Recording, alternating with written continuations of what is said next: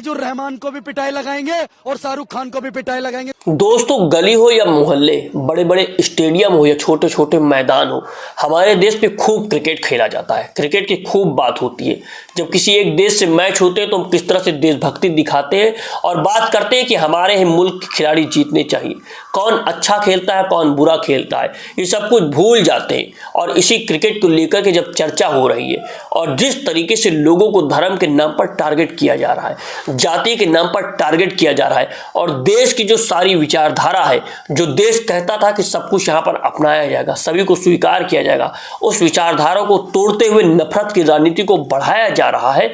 और इस कदर बढ़ाया गया है, इस तरह से युवाओं के जहन में जहर घोल दिया गया है कि वो अब कुछ भी बड़बड़ाने लगते हैं, वो कुछ भी बोलने लगते हैं। उन्हें इस बात का भी इल्म नहीं होता है कि वो क्या कह रहे हैं और इसका प्रभाव क्या होगा। क्योंकि वीडियो में जिस तरह से बात कही जा रही है और कहा जा रहा है कि शाहरुख खान को किस तरह से पीटा जाएगा, अक्षय कुमार को किस तरह से पीटा जाएगा और इस तरह की बातें कही जा रही हैं, लेकिन क्या ऐसे लोगों के ऊपर कार्रवाई होगी जो खुलेआम लोगों को धमकी दे रहे हैं, जो खुलेआम कह रहे हैं कि लोगों को मारा जाएगा? और क्या इस आधार पर सारी चीजें स्वीकार की जाएंगी?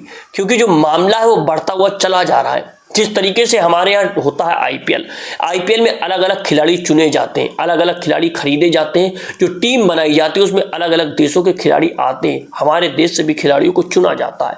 उसका एक पैटर्न है, वो सब कुछ व्यवस्थित तरीके से होता है, वो सारी चीजें एक व्यवस्था के तहत चलती हैं।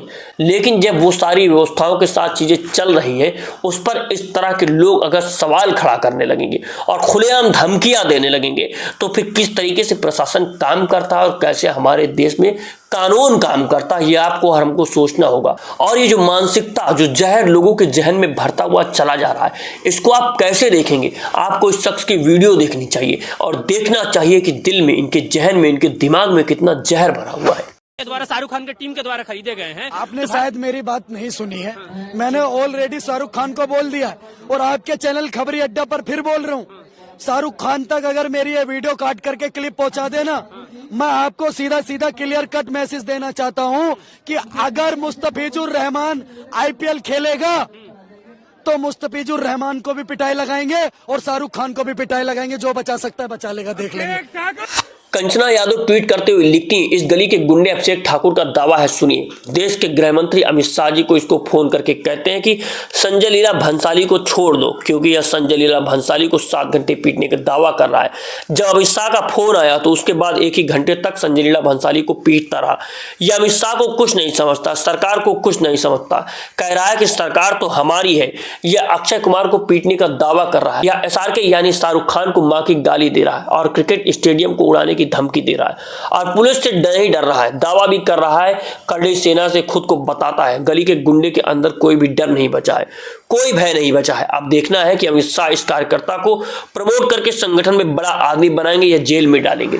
वीडियो देख रहे हैं और देख रहे हैं कि किस आधार पर लोगों को टारगेट किया जा रहा है, किस तरीके की बात कही जा रही है। क्या ये एक सभ्य समाज की भाषा हो सकती है, एक सभ्य समाज के कानून हो सकते हैं? और अगर कानूनी व्यवस्था के तहत ऐसे लोगों पर कार्रवाई नहीं की जाएगी और इन लोगों को संगठन में शामिल किया जाएगा, बड़े बड़े पदों पर बिठाया जाएगा। आपने देखा कि किस तरह से गलत बयानबाजी लोग करते हैं, उनको बड़े बड़े पदों पर बैठा दिया जाता है, ला दिया जाता है सत्ता के केंद्र में, सत्ता में बैठा दिया जाता है, बड़े बड़े पद दे दिए जाते हैं।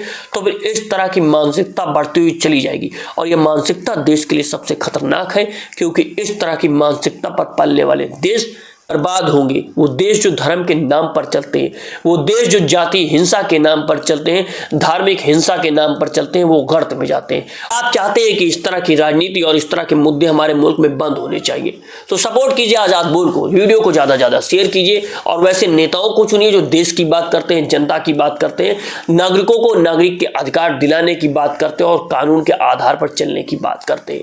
मिलता हूं आपसे अगली वीडियो में, अभी के लिए इजाजत दीजिए। जय हिंद, जय भारत, जय संविधान।